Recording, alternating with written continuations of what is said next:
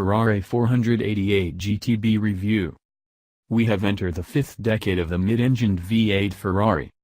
In 1975 Maranello replaced the V6 Dino with the 252 bhp 308 GTB. Last year, at its Geneva show press conference, it unveiled the seventh descendant of that line, the 661 bhp 488 GTB. The 488 is hugely significant for various reasons. It is our reigning Britain's best driver's car champ in left-hand drive form, so we've written about it a fair bit already, but only now comes the chance to judge the car in right-hand drive form, on road, track and weighbridge and against our tape measure and timing gear. The build-up to the car's launch was dominated by one key technical change, a twin-turbo 3.9-liter V8 derived from the one first used in the California 2 years earlier.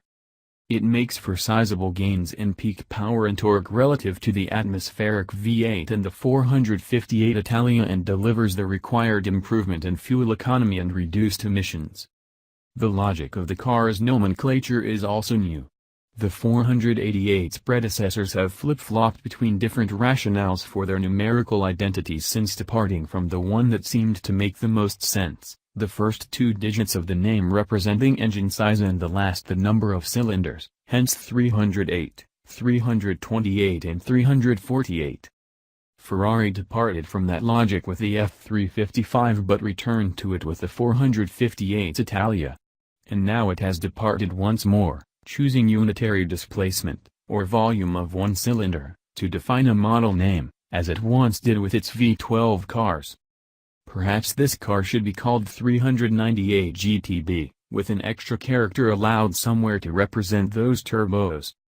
But Ferrari has rarely replaced one of its cars with another of lesser apparent numerical value and credited its customers with the intelligence necessary to understand that less may be more, as seems to be the case with this downsized 488. Two things impress about the 488 GTB's performance, both its ferocity and the nature of its delivery. To get a turbocharged 3.9-liter engine to go fast is one thing, and it's a task at which Ferrari has duly succeeded. But Ferrari's greater achievement is to make the 488 GTB the finest turbocharged petrol engine in production. Several manufacturers have moved from natural aspiration to turbos recently, some with better results than others. Porsche's turbocharged 6s, and, particularly, 4s, genuinely feel the poorer relations of their forebears. AMG has fared rather better, partly by dialing the exhaust note up to 20. But the 488's engine is remarkable for how little lag there is and how convincingly speed builds towards the top end, as it rattles into the 8,000 revolutions per minute limiter when it feels like it's barely out of the mid-range. To achieve this, from low revs in lower gears, Ferrari limits the V8's torque.